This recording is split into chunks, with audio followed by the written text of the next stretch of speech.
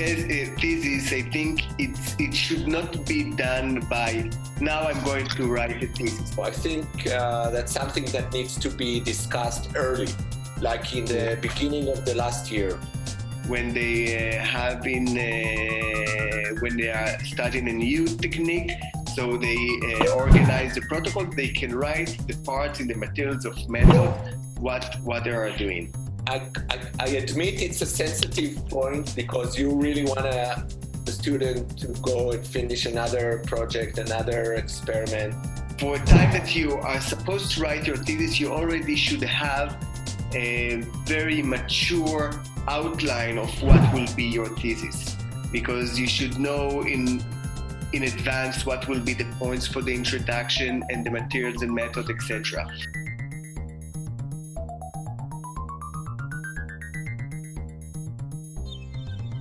You need to bring people into your world. You did your PhD for almost 4 years. You know the results. You already have papers out, hopefully, or you have drafts of papers. And the people who are going to read it are not from your subfield necessarily. In a sense, a thesis is a big manuscript, is a big paper.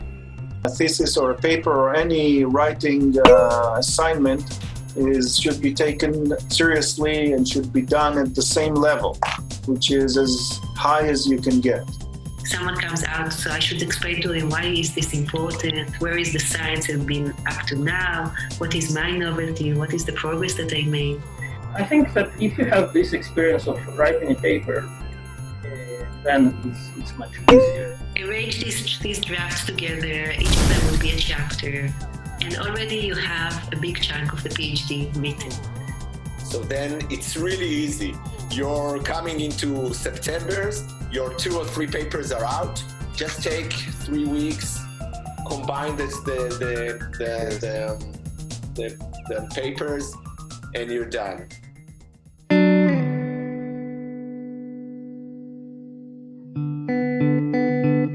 If you see in the second year that you won't get to this point in the 4th year, then go and talk to your PI and try to plan a way or a project that will allow you to get to this point.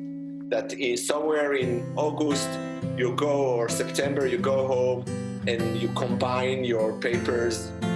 Coming back after 2 weeks sitting at home and saying I did nothing, I think this is waste of energy, waste of time, and accumulating frustration. And this is something that we should avoid. And if you feel that after 2 days you are stuck, consult other people, consult your PI, consult other students in the lab, read other people's PhD to get more sense about what you should do, and face the difficulties by action and not by sitting and say, I just spent time, because this is not good. When somebody gets stuck, I take the individualized method because I think that each person has his own obstacles. So I think that there are some, what we call like the technical parts, which are materials and methods and maybe a little bit of introduction.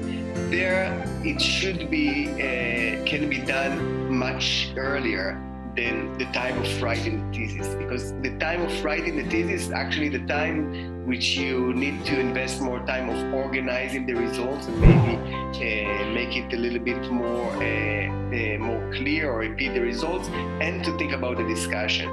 When somebody has a language obstacle, then the more he reads, and that's not only scientific, but also not only scientific papers, but also English books, that's usually very beneficial and improves his abilities tremendously. If you did your work good, so everything is already written and published or being sent for review, so it makes your work really easy. Try to get to this point.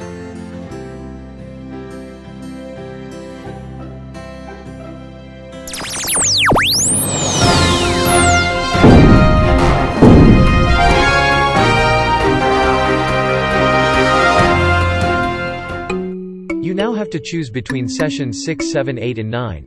What's in sessions 6, 7, 8 and 9, you ask? In session 6, Yulia talks about male infertility due to chemotherapy. After her, Vidic will tell us her findings on neurotoxicity in Parkinson's disease.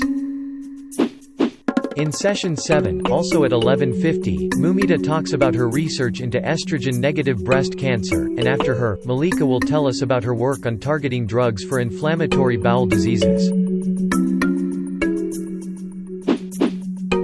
In session 8, also starting at 11:50, but in another Zoom room, Max describes his exciting findings on molecular basis for genetic disorders, and Ofek then follows with his talk on blocking amyloid aggregation.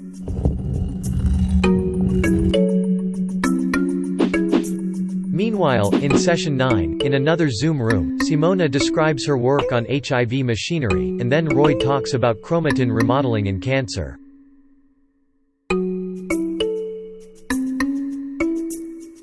Tough choice. So take a moment to look at the PDF program and decide which Zoom room you choose. In order to choose a session, you have to go to your PDF of the program, and click on the session you want to enter.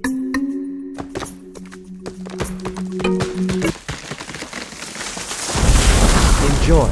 And don't forget to take an active part in the last 5 minutes of each talk for an interesting scientific discussion. We meet here again at 12:45.